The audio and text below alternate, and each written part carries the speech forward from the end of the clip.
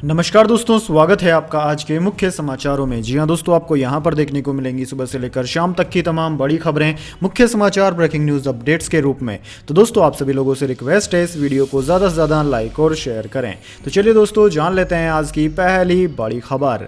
BJP के खिलाफ 15 विपक्षी दल एकजुट, नीतीश बोले एक साथ लड़ने पर सहमति बनी। राहुल ने कहा सभी पार्टियों में कुछ मतभेद जरूर। जी हां दोस्तों, पटना में विपक्षी पार्टियों की पहली बैठक शुक्रवार को खत्म हो गई। मुख्यमंत्री आवास एक अणे मार्ग में 2.5 घंटे चली बैठक में 15 पार्टियों के नेता मौजूद रहे। विपक्षी एकता की दूसरी बैठक शिमला में होगी। यह बैठक 10 से 12 जुलाई के बीच हो सकती है। पार्टियों की संयुक्त प्रेस कॉन्फ्रेंस में नीतीश कुमार ने कहा कि एक साथ चलने की बात हुई है, एक साथ चुनाव लड़ने की सहमति बन गई है। अगली मीटिंग सब पार्टियों की एक और जल्द की जाएगी। इस मीटिंग में अंतिम रूप दिया जाएगा कौन कहां से कैसे लड़ेगा। राहुल गांधी ने कहा कि हिंदुस्तान की नींव पर हमला हो रहा है, बीजेपी आरएसएस आक्रमण कर रही है। मैंने मीटिंग में कहा कि हम सब एक साथ खड़े हैं, सभी पार्टियों में थोड़े थोड़े डिफरेंसेस हैं, लेकिन एक साथ काम करेंगे। आज जो बातचीत की है उसे अगली मीटिंग में और आगे बढ़ाएंगे। इसके बाद दोस्तों, अगली बड़ी खबर। अमित शाह बोले पटना में विपक्षी एकता सिर्फ फोटो सेशन। जम्मू में कहा 2024 में मोदी 300 से ज्यादा सीटें लाकर तीसरी बार पीएम बनेंगे। जी हां दोस्तों, बिहार की राजधानी पटना में विपक्षी एकता बैठक पर गृह मंत्री अमित शाह ने तंज कसा। जम्मू कश्मीर में शुक्रवार को एक रैली में अमित शाह ने कहा कि आज पटना में एक फोटो सेशन चल रहा है। कितनी ही पार्टियां मीटिंग में आए, लेकिन वे कभी साथ नहीं होंगे। विपक्ष के नेता प्रधानमंत्री नरेंद्र मोदी और एनडीए को चुनौती देना चाहते हैं। मैं उन्हें बताना चाहता हूं कि पीएम मोदी 2024 के लोकसभा चुनाव में 300 से अधिक सीटों के साथ सरकार बनाएंगे। पटना में आज नीतीश कुमार के नेतृत्व में विपक्षी एकता के लिए 15 से ज्यादा दलों की बैठक चल रही है। ये दल 2024 में प्रधानमंत्री मोदी के खिलाफ संयुक्त विपक्षी मोर्चा बनाने के उद्देश्य के साथ सीएम हाउस में हुई है। इसके बाद दोस्तों, अगली बड़ी खबर। आईएमएफ को लेकर सवाल पूछा तो भड़के पाकिस्तानी वित्त मंत्री इशाक डार, रिपोर्टर को मारे थप्पड़, वीडियो हुआ वायरल। जी हां दोस्तों, पाकिस्तान के वित्त मंत्री इशाक डार हाल ही में एक संसद रिपोर्टर द्वारा देश के मौजूदा हालात और अंतर्राष्ट्रीय मुद्रा कोष यानी कि आईएमएफ कार्यक्रम के बारे में सवाल पूछे जाने पर भड़क उठे। वित्त मंत्री का लाइव कैमरे पर रिपोर्टर के साथ उलझने का वीडियो वायरल हो रहा है। रिपोर्टर ने कथित तौर पर बताया कि मंत्री ने मुझे थप्पड़ मारा और उन्होंने अपने सुरक्षा कर्मियों को मुझे सबक सिखाने के भी आदेश दिए। पाकिस्तानी अखबार डॉन के अनुसार वित्त मंत्री इशाक डार नेशनल असेंबली सत्र को संबोधित करके निकल रहे थे, तभी शाहिद कुरैशी नाम के पत्रकार ने उनसे मुश्किल सवाल पूछ लिया, जिस पर मंत्री भड़क गए। वह बिना जवाब दिए आगे बढ़ने लगे। पत्रकार ने पूछा कि क्या आईएमएफ से सौदा हो रहा है। फिर उन्होंने प्रधानमंत्री शहबाज शरीफ की आईएमएफ प्रमुख के साथ बैठक का भी जिक्र किया। हालांकि डार ने कोई जवाब नहीं दिया और चुप रहे। इसके बाद रिपोर्टर ने आईएमएफ से सरकार की डील की विफलता पर सवाल किए तो मंत्री ने जवाब दिया, क्योंकि आप जैसे लोग सिस्टम में हैं। तभी रिपोर्टर ने कहा कि हम सिस्टम में नहीं हैं। इसके बाद डार गुस्से में पत्रकार की तरफ मुड़कर कुछ बोलते हैं। पत्रकार उनसे भगवान से डर बोलते हैं। इसके बाद कुरैशी मंत्री से पूछते हैं कि आप क्यों लड़ रहे हैं सर। डॉन की रिपोर्ट के अनुसार इस बिंदु पर मंत्री के सुरक्षा गार्डों ने हस्तक्षेप किया और मंत्री को वाहन की ओर ले जाया गया। इसके बाद दोस्तों, अगली बड़ी खबर। विपक्ष की बैठक पर स्मृति ईरानी का तंज, जो एक दूसरे को देखना नहीं चाहते वो आज साथ बैठे हैं। जी हां दोस्तों, बिहार के पटना में शुक्रवार को हुई विपक्षी दलों की बैठक पर बीजेपी की ओर से तंज कसा गया है। केंद्रीय मंत्री और बीजेपी नेता स्मृति ईरानी ने दिल्ली में बीजेपी के मुख्यालय पर आयोजित प्रेस कॉन्फ्रेंस में कहा कि स्वार्थ का गठबंधन निशाने पर हिंदुस्तान। आज वो राजनीतिक दल जो एक दूसरे को आंख नहीं सुहाते थे एकत्रित हुए एक ऐसे संकल्प के साथ जो भारत को आर्थिक प्रगति से वंचित कर पाए। उन्होंने कहा कि स्वार्थ का ये गठबंधन बहुमुखी है और संवाद अलग अलग शैली में करता है। ये जीवन में कभी भी तृणमूल के कार्यकर्ताओं ने नहीं सोचा होगा कि जिस कम्युनिस्ट पार्टी के नेताओं ने ममता बंदोपाध्याय के बाल खींचकर सड़क पर उन्हें अपमानित किया, उसी कम्युनिस्ट पार्टी के संरक्षण में एक दिन ममता बंदोपाध्याय जी जाएंगी। इसके बाद दोस्तों, अगली बड़ी खबर। पीएम मोदी के यूएस दौर और आतंकवाद के जिक्र से बौखलाया पड़ोसी, जाने क्या बोला पाकिस्तानी मीडिया। जी हां दोस्तों, पड़ोसी देश पाकिस्तान में भी भारतीय प्रधानमंत्री नरेंद्र मोदी की अमेरिका यात्रा छाई रही। पाकिस्तान के प्रमुख मीडिया संस्थानों ने भारत और अमेरिका की उस संयुक्त मांग पर ध्यान केंद्रित किया जिसमें पाकिस्तान को यह सुनिश्चित करने का आग्रह किया गया है कि उसके नियंत्रण वाले किसी भी क्षेत्र का इस्तेमाल सीमा पार आतंकवादी हमले के लिए नहीं किया जाए। प्रधानमंत्री मोदी और अमेरिकी राष्ट्रपति जो बाइडेन ने पाकिस्तान से 26 नवंबर 2008 को मुंबई में हुए आतंकी हमले और पठानकोट हमले के अपराधियों को दंडित करने का भी आह्वान किया है। डॉन अखबार की वाशिंगटन से जारी एक खबर में कहा गया है कि संयुक्त बयान में प्रतिबंधित लश्कर ए तैयबा और जैश ए मोहम्मद जैसे पाकिस्तानी आतंकवादी संगठनों के खिलाफ कार्रवाई का आह्वान किया गया है। इस संयुक्त बयान में गुरुवार को कहा गया कि अमेरिका और भारत वैश्विक आतंकवाद का मुकाबला करने के लिए एक साथ खड़े हैं और आतंकवाद के सभी रूपों की स्पष्ट रूप से निंदा करते हैं। इसके बाद दोस्तों अगली बड़ी खबर, देश के विदेशी मुद्रा भंडार में जबरदस्त उछाल, 596 अरब डॉलर पर पहुंचा। जी हां दोस्तों, विदेशी मुद्रा भंडार में एक बार फिर से बढ़ोतरी आई है। भारतीय रिजर्व बैंक की तरफ से जारी किए गए डेटा के मुताबिक 16 जून 2023 को खत्म सप्ताह पर विदेशी मुद्रा भंडार 2.35 बिलियन डॉलर के उछाल के साथ 596.09 बिलियन डॉलर पर जा पहुंचा है। इससे पहले 9 जून को खत्म हफ्ते में विदेशी मुद्रा भंडार घटकर 593.74 बिलियन डॉलर पर आ गया था। आरबीआई ने विदेशी मुद्रा भंडार के आंकड़े जारी किए हैं। उसके मुताबिक विदेशी मुद्रा भंडार 2.35 बिलियन डॉलर की बढ़ोतरी हुई है इसके अंदर और 596.09 बिलियन डॉलर पर अब यह पहुंच गया है। आरबीआई डेटा के अनुसार विदेशी करेंसी एसेट्स 2.57 बिलियन डॉलर के उछाल के साथ 527.65 अरब डॉलर पर आ चुका है। हालांकि इस दौरान सोने के रिजर्व में गिरावट देखने को मिली है। इसके बाद दोस्तों अगली बड़ी खबर, छत्तीसगढ़ में लंबे इंतजार के बाद मानसून की एंट्री, भारी बारिश के लिए मौसम विभाग ने जारी किया रेड अलर्ट। जी हां दोस्तों, छत्तीसगढ़ में हर साल 10 जून के आसपास मानसून की एंट्री होती है, लेकिन इस साल मानसून ने छत्तीसगढ़ के लोगों को लंबा इंतजार करवाया और 23 जून को मानसून ने छत्तीसगढ़ में प्रवेश कर लिया। दक्षिण पश्चिम मानसून ने दक्षिणी छत्तीसगढ़ यानी कि बस्तर संभाग से पहले की तरह ही प्रवेश किया। इसकी आधिकारिक रूप से घोषणा भी हो गई है। रायपुर मौसम विभाग के विशेषज्ञ एचपी चंद्रा ने एबीपी न्यूज को मानसून की एंट्री की पुष्टि की है। दरअसल दोस्तों शुक्रवार को रायपुर मौसम विभाग ने मानसून की एंट्री की पुष्टि कर दी। इसके अलावा मौसम विभाग ने बताया है कि दक्षिणी पश्चिमी मानसून की उत्तरी सीमा रत्नागिरी, बीजापुर, निजामाबाद, दुर्ग, डाल्टनगंज, बस्तर और सिद्धार्थनगर है। इसके अलावा दक्षिण पश्चिम मानसून को आगे बढ़ाने के लिए अनुकूल परिस्थितियां बनी हुई है। रायपुर मौसम विभाग के विशेषज्ञ एचपी चंद्रा ने बताया कि मानसून के प्रवेश के साथ बस्तर से दुर्ग संभाग कवर हो चुका है। आने वाले रविवार तक मानसून पूरे प्रदेश में सक्रिय हो सकता है।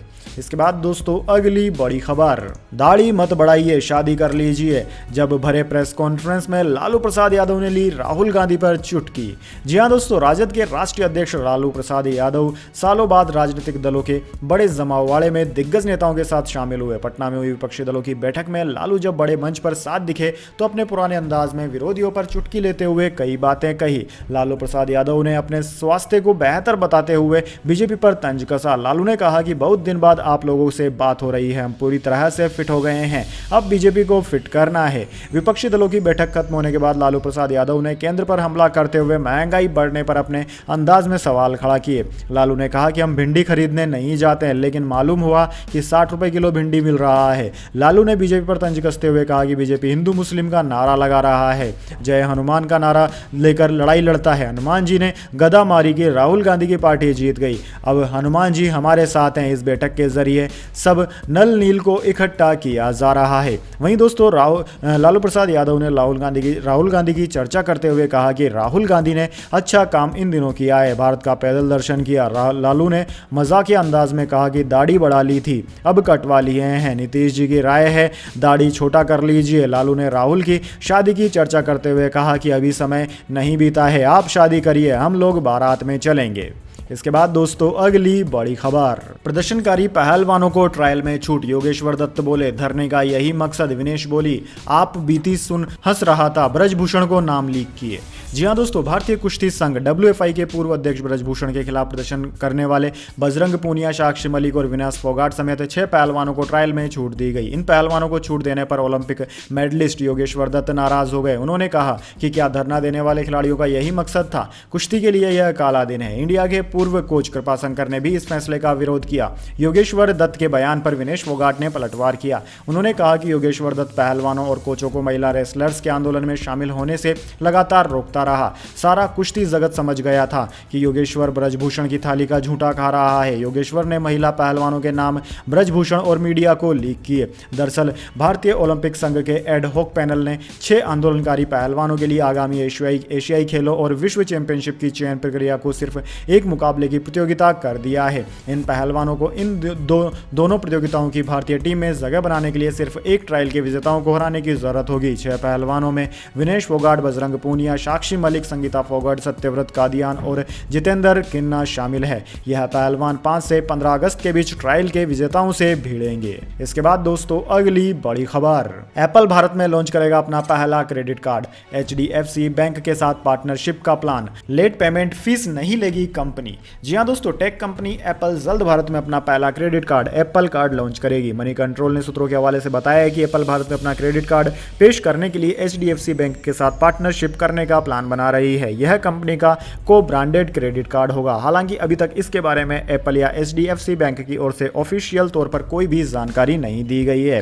मीडिया रिपोर्ट्स के अनुसार अप्रैल में एप्पल के CEO टिम कुक ने भारत यात्रा के दौरान HDFC बैंक के CEO और MD शशिधर जगदीशन से मुलाकात की थी। अमेरिका में कंपनी कार्ड होल्डर्स से लेट पेमेंट करने पर किसी भी तरह की लेट फीस नहीं लेती है। बताया जा रहा है कि भारत में भी कंपनी ड्यू बिल का लेट पेमेंट करने पर चार्ज नहीं लेगी। हालांकि कार्ड यूजर्स को अपने ड्यू पेमेंट पर ब्याज तो देना ही होगा। इसके साथ ही इस कार्ड के जरिए पेमेंट करके एप्पल प्रोडक्ट्स खरीदने पर कंपनी कैशबैक और इंटरेस्ट डिस्काउंट भी देगी। इसके बाद दोस्तों अगली बड़ी खबर, वेस्टइंडीज दौरे के लिए टीम इंडिया का हुआ ऐलान, टेस्ट से पुजारा आउट, ODI टीम में भी बड़ा फेरबदल। जी हां दोस्तों, वेस्टइंडीज के खिलाफ वनडे और टेस्ट सीरीज के लिए BCCI ने शुक्रवार को टीम इंडिया का ऐलान कर दिया। टेस्ट और वनडे सीरीज में रोहित शर्मा ही टीम की कप्तानी करेंगे। अनुभवी बल्लेबाज चेतेश्वर पुजारा को टेस्ट टीम से बाहर कर दिया गया है। अजिंक्य रहाणे की तरक्की हुई है और उन्हें टेस्ट सीरीज के लिए उप कप्तानी की जिम्मेदारी मिली है। युवा बल्लेबाज यशस्वी जायसवाल और ऋतुराज गायकवाड़ को पहली बार टेस्ट टीम में पहली बार जगह मिली है। यशस्वी इस महीने हुई वर्ल्ड टेस्ट चैंपियनशिप फाइनल के लिए स्टैंड बाय के तौर पर रखे गए थे। वहीं तेज गेंदबाजों मुकेश कुमार और नवदीप सैनी को भी टेस्ट टीम में शामिल किया गया है। मोहम्मद शमी को वनडे और टेस्ट सीरीज के लिए आराम दिया गया है। वनडे टीम में ओपनर ऋतुराज गायकवाड़ और संजू सैमसन की भी वापसी हुई है। वहीं दोस्तों तेज गेंदबाजों जयदेव उनादकट और मुकेश कुमार को वनडे टीम में चुना गया है। इसके बाद दोस्तों जाने अगली बड़ी खबर, लेकिन उससे पहले मेरी आपसे एक छोटी सी रिक्वेस्ट है, अगर दोस्तों आपको अभी तक हमारी न्यूज़ पसंद आई है तो इसे छोटा सा लाइक जरूर दे दीजिए और अगर आपको पसंद नहीं आई है तो बेशक आप डिसलाइक भी कर सकते हैं, लेकिन दोस्तों लाइक और डिसलाइक जरूर कीजिए क्योंकि दोस्तों यही हमारी मेहनत का फल होता है और इसी से हमें पता चलता है कि आपको हमारी वीडियोस पसंद आ रही है या नहीं। तो चलिए दोस्तों जान लेते हैं आज की अगली बड़ी खबर। अडानी एंटरप्राइजेस का शेयर 7% टूटा। अमेरिकी रेगुलेटर अडानी ग्रुप की जांच कर रहा। सेंसेक्स से 259 अंक गिरकर 63,000 के नीचे पहुंचा। जी हां दोस्तों, मिले जुले ग्लोबल संकेतों के बीच घरेलू शेयर बाजार में शुक्रवार को बिकवाली रही। आज के कारोबार में सेंसेक्स से 259 अंक गिरकर 62,979 के स्तर पर बंद हुआ। सेंसेक्स के 30 में से 23 शेयरों में गिरावट और केवल 7 शेयरों में तेजी है। वहीं दोस्तों अडानी ग्रुप के सभी 10 शेयरों में गिरावट रही। अडानी एंटरप्राइजेस सबसे ज्यादा 7% टूटा। उधर दोस्तों निफ्टी भी 105 अंक की गिरावट के साथ 18,665 के स्तर पर बंद हुआ। निफ्टी पर लगभग सभी सेक्टरल इंडेक्स गिरावट में बंद हुए। निफ्टी मेटल सबसे ज्यादा 2.48% गिरकर बंद हुआ। ऑटो, बैंक और IT में करीब 1% की गिरावट रही। केवल निफ्टी फार्मा ऐसा इंडेक्स रहा जो 0.15% चढ़कर बंद हुआ। निफ्टी पर टॉप लूजर अडानी एंटरप्राइजेज रहा। वहीं दोस्तों टॉप गेनर और टॉप लूजर्स की बात की जाए तो टॉप गेनर्स में इंडसइंड बैंक, डॉक्टर रेड्डीज और एशियन पेंट्स रहे, जबकि टॉप लूजर्स में अडानी एंटरप्राइजेज, अडानी पोर्ट्स और BPCL रहे। इसके बाद दोस्तों अगली बड़ी खबर, टाइटन हादसे में गई पाकिस्तानी रईस शाहजादा दाऊद की जान, एक जुनून ने उजाड़ दिया पूरा परिवार। जी हां दोस्तों, टाइटैनिक जहाज का मलबा देखने गई पनडुब्बी टाइटन में सवार सभी 5 लोगों की मौत हो गई है। पनडुब्बी ऑपरेट करने वाली कंपनी ओशियन गेट ने गुरुवार देर रात इस बात की पुष्टि की। ओशियन गेट ने बयान जारी कर कहा कि हमारे CEO स्टॉकटन रश शहजादा दाऊद और उनके बेटे सुलेमान दाऊद, हाशिम हॉर्डिंग और पॉल हेनरी नाइजीरियोलेट अब हमारे बीच नहीं रहे। 18 जून को ओशियन गेट कंपनी की पनडुब्बी टाइटन में सवार होकर ये सभी लोग 1912 में डूबे टाइटैनिक जहाज का मलबा देखने के लिए गहरे समुद्र में गए थे, लेकिन शुरुआती 2 घंटों में ही पनडुब्बी से संपर्क टूट गया था। टाइटैनिक जहाज साल 1912 में अटलांटिक महासागर में डूबा था। इस हादसे को अब तक का सबसे बड़ा समुद्री हादसा माना जाता है। इस हादसे में करीबन 1500 लोगों की जान चली गई थी। टाइटन पनडुब्बी हादसे में जिन 5 लोगों की मौत हुई है उनमें से एक 48 वर्षीय शहजादा दाऊद भी है। 48 वर्षीय शहजादा दाऊद पाकिस्तान के कराची स्थित एक निवेश एवं होल्डिंग कंपनी दाऊद हरक्यूलिस के उपाध्यक्ष थे। इसके अलावा शहजादा द प्रिंस ट्रस्ट के बोर्ड सदस्य, सेठी संस्थान के बोर्ड सदस्य और द दाऊद फाउंडेशन के ट्रस्टी भी थे। दोस्तों शहजादा दाऊद की गिनती पाकिस्तान के सबसे अमीर व्यक्तियों में से एक में होती थी। दरअसल दोस्तों जो पनडुब्बी में यह 5 लोगों की मौत हुई है उसमें कहा जा रहा है कि पनडुब्बी में अचानक विस्फोट हुआ जिससे इन सब लोगों की जान चली गई। इसके बाद दोस्तों अगली बड़ी खबर, एमपी में अगले 3 दिन भारी बारिश का अनुमान। यूपी में 5 लोगों की मौत, असम में 22 जिलों में बाढ़ से 5 लाख लोग हुए प्रभावित, 1300 गांव डूब गए। जी हां दोस्तों, भारत में 7 दिन देरी से आया मानसून बिहार पहुंच गया है। अगले 3 दिनों में मानसून के मध्य पश्चिम छत्तीसगढ़ और उत्तर प्रदेश में पहुंचने की संभावना है। मौसम विभाग ने मध्य प्रदेश में 26 जून तक भारी बारिश का अलर्ट जारी किया है। वहीं दोस्तों यूपी में 24 घंटे में बारिश की वजह से 5 लोगों की मौत हो गई। असम में बारिश के चलते आई बाढ़ से 5 लाख के करीब लोग प्रभावित हुए हैं। 1366 गांव पानी में डूब गए। बाढ़ के चलते 14,000 हेक्टेयर से ज्यादा फसल पानी में डूब गई। असल में बिजली, बक्सा, बारपेटा, विश्वनाथ, बोंगाईगांव, चिराग, दारांज, धोमाची, धुमरी, डिब्रूगढ़, गोलाघाट समेत 22 जिले सबसे ज्यादा प्रभावित हुए हैं। इसके बाद दोस्तों अगली बड़ी खबर, पीएम मोदी के लिए व्हाइट हाउस में स्टेट डिनर, मोटे अनाज से बनी डिशेस, भरवा मशरूम परोसा गया। मुकेश अंबानी, आनंद महिंद्रा समेत 200 गेस्ट हुए शामिल। जी हां दोस्तों, अमेरिका के राष्ट्रपति जो बाइडेन और फर्स्ट लेडी जिल बाइडेन ने पीएम नरेंद्र मोदी के लिए व्हाइट हाउस में स्टेट डिनर रखा। मोदी का अमेरिका दौरे का यह तीसरा दिन था। इस मौके पर उन्होंने डिनर के लिए आभार जताया। उन्होंने कहा कि खास सत्कार के लिए मैं दिल से आभारी हूं। मैंने देखा है कि मेहमानबाजी से प्रभावित होकर कई लोग गाना भी गाने लगते हैं। काश मुझ में भी गाने की कला होती तो मैं भी गाना सुनाता। भारतीय मूल के लोग हर क्षेत्र में आगे बढ़ रहे हैं। धीरे धीरे दोनों देशों के लोग एक दूसरे को बेहतर समझ रहे हैं। मोदी और बाइडेन ने दोनों देशों की पार्टनरशिप, दोस्ती और 2 महान देशों के विकास साझेदारी के लिए टोस्ट किया। मोदी ने इस दौरान जिंजर एल पिया। इसमें फर्स्ट लेडी जिल बाइडेन समेत 200 गेस्ट मौजूद रहे। इसके बाद दोस्तों अगली बड़ी खबर, ठंडे बस्ते में गई प्रियंका चोपड़ा, कटरीना, आलिया की फिल्म जी ले जरा। फरहान अख्तर पहले पूरी करेंगे चैंपियंस की शूटिंग, आमिर की वजह से लेट हुई फिल्म। जी हां दोस्तों, फरहान अख्तर की फिल्म जी ले जरा आने वाले समय के लिए ठंडे बस्ते में चली गई है। आलिया भट्ट, कटरीना कैफ और प्रियंका चोपड़ा स्टारर इस फिल्म के लिए फैंस को लंबा इंतजार करना होगा। मीडिया रिपोर्ट्स की माने तो आमिर की फिल्म चैंपियंस के लिए फरहान अख्तर से बातचीत चल रही है। ऐसे में अब फरहान पहले अपने बाकी प्रोजेक्ट्स को पूरा करेंगे, इसके बाद ही वो जी ले जरा पर काम शुरू करेंगे। माना जा रहा है कि जी ले जरा में आमिर भी अहम किरदार निभा सकते हैं। फरहान अख्तर के डायरेक्शन में बनने वाली फिल्म जी ले जरा 3 लड़कियों की कहानी है जो एक रोड ट्रिप पर जाती है। मेकर्स ने इस फिल्म की अनाउंसमेंट दिल चाहता है कि 20 साल पूरे होने पर की थी। इसके बाद दोस्तों अगली बड़ी खबर, गोल्ड सिल्वर प्राइस टुडे। सोना हुआ आज सस्ता, चांदी 550 रुपए लुढ़की। जान लीजिए कीमतें।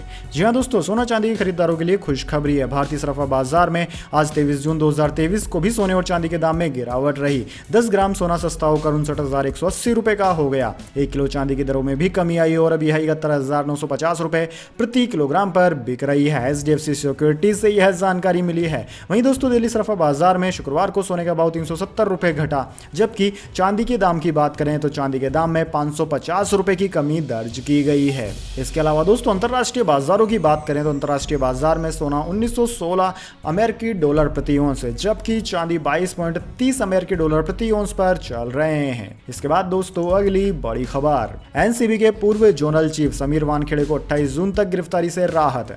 जी हां दोस्तों, एनसीबी के पूर्व जोनल चीफ समीर वानखेड़े को सीबीआई 28 जून तक गिरफ्तार नहीं कर सकेगी। मुंबई के एक कोर्ट ने उन्हें गिरफ्तारी से दी गई अंतरिम राहत बढ़ा दी है। पहले कोर्ट ने उन्हें आर्यन ड्रग केस में 23 जून तक गिरफ्तार न करने का निर्देश दिया था।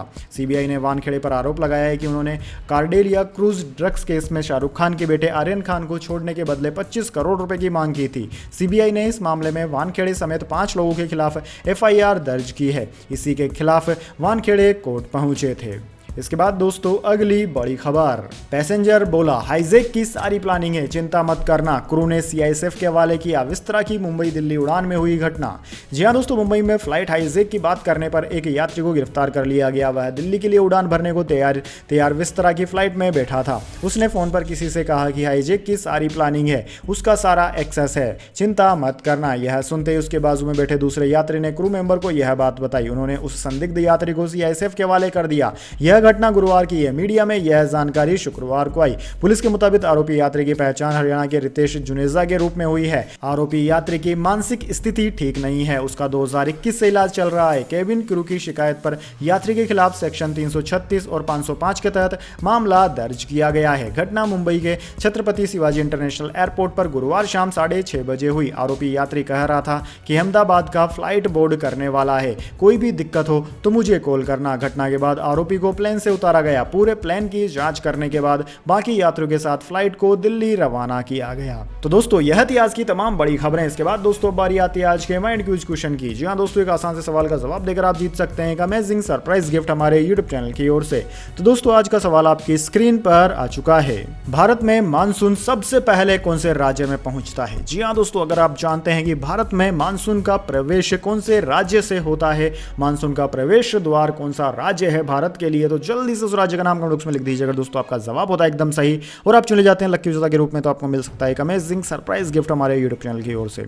तो दोस्तों जल्दी से अपना उत्तर कमेंट बॉक्स में लिख दीजिए, वीडियो को लाइक कर लीजिए और चैनल को सब्सक्राइब करके बेल आइकन भी दबा लीजिए। धन्यवाद। वंदे मातरम। जय हिंद, जय भारत।